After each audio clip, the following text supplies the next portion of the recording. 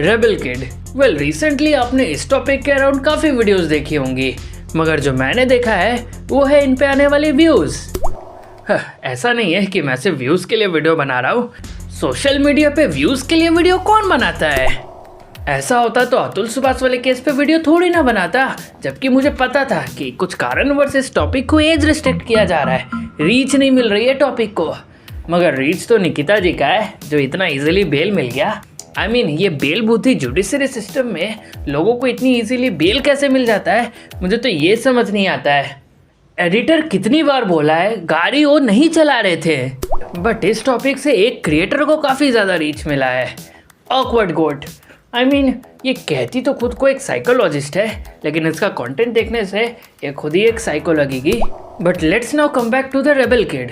इसके कंटेंट के ऊपर लोगों के काफ़ी मिक्स्ड रिएक्शंस आ रहे हैं, उतना ही डिफरेंट जितना डिफरेंस हमने एक सॉल्टेड पॉपकॉर्न और एक कैरेमल पॉपकॉर्न के बीच में ला दिया है। हम ह्यूमंस ने पॉपकॉर्न सोसाइटी में एक सॉल्टेड पॉपकॉर्न को एक लो वैल्यू और एक कैरेमल पॉपकॉर्न को एक हाई वैल्यू स्टेटस दिया है।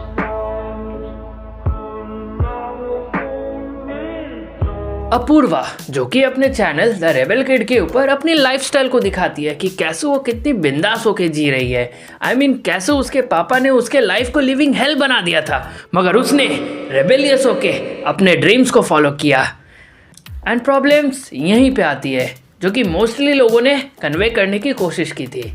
मुझे पर्सनली इसके लाइफस्टाइल से कोई प्रॉब्लम नहीं है, मुझे प्रॉब्लम है इसके चैनल के बेसिक प्लॉट से, जो कि है कि कैसे इसके पापा ने इसके लाइफ को लिविंग हेल बना दिया था एंड इसने निकाला अपना रेबल अवतार। He made my life living hell. जब ये मात्र 17 साल की थी और इसे अपने बॉयफ्रेंड के साथ अकेले थाईलैंड जाने का मन किया, तो इसके पापा ने इसे रोक दिया, जाने नहीं दिया। कितने क्रूएल है ना अंकल। आई मीन यही मैसेज तो कन्वे हो रहा है ना। इसके जो मेजॉरिटी टीन ऑडियंस है उसके ब्रेन्स में तो यही आता होगा, और यहीं पे आता है इन्फ्लुएंस वाला बात। आई मीन 15-16 साल के जो गर्ल्स वाली जो ऑडियंस है जो इसे देखती होगी, उसको तो यही लगता होगा कि पेरेंट्स से रेबेलियस होना is not a bad thing, हम भी बनेंगे द रेबल किड। जितना भी अपने वीडियो में कहे कि don't get influenced bye me, but वो तो सिगरेट के पैकेट में भी लिखा होता है। बाकी मुझे इसके लाइफस्टाइल से ये जहाँ घूमे फिरे उससे मुझे फ़र्क नहीं पड़ता, एंड ना ही इन यूट्यूबर्स को पड़ता है जो कि इनके वीडियो में इन्होंने कन्वे करने की कोशिश की थी, इन्फ्लुएंस वाली बात। सो बात यही आता है एंड में कि अगर तुम इसका कंटेंट जस्ट एंटरटेनमेंट के लिए देख रहे हो तो फिर बहुत अच्छा बात है, but don't get influenced by her. अगर तुम नहीं हो रहे हो तब तो you are on a good track.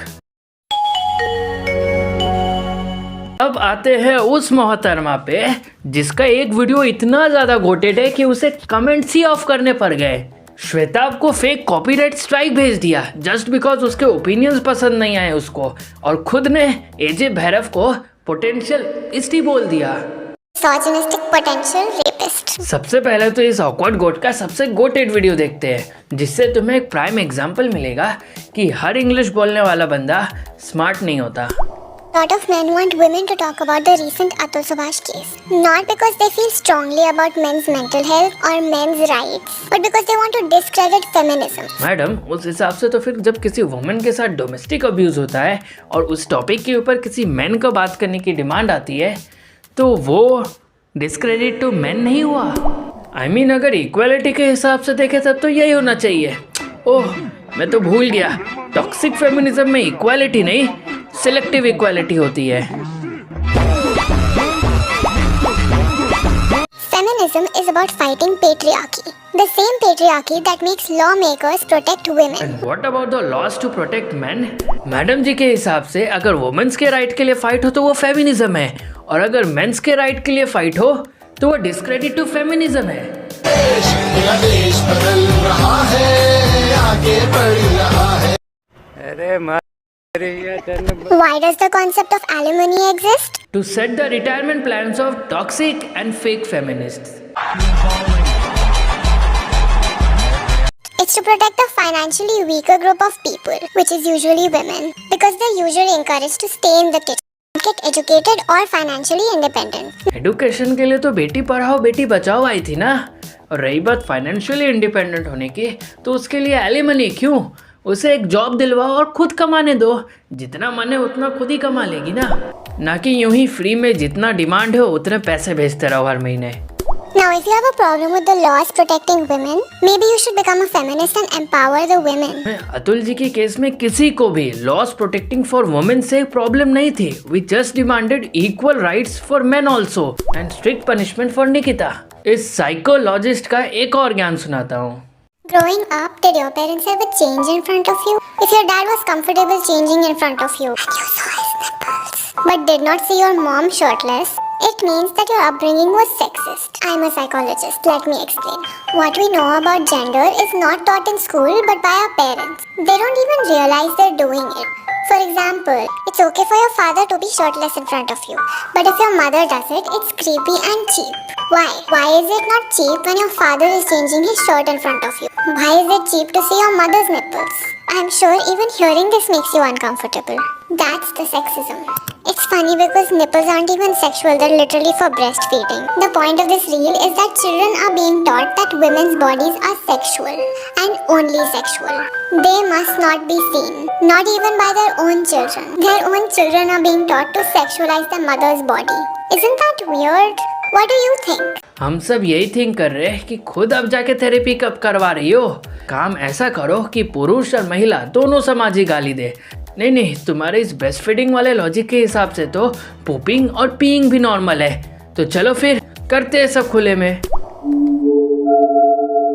तुमने अभी भी जो फादर टॉपलेस और मदर टॉपलेस वाला एग्जाम्पल दिया है, तो लगता है तुम्हारे लाइफ में कभी बायो ने एंट्री नहीं मारी।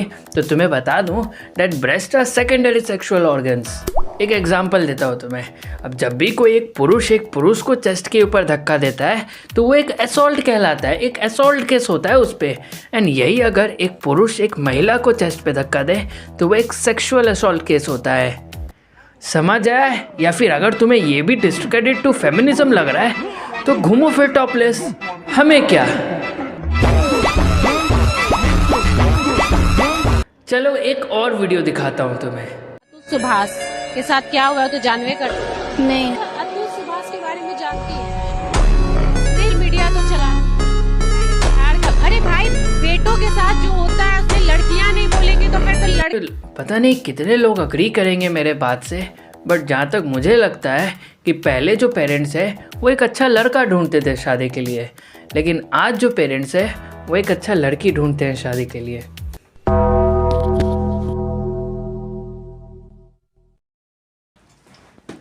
पैकअप कर दूं?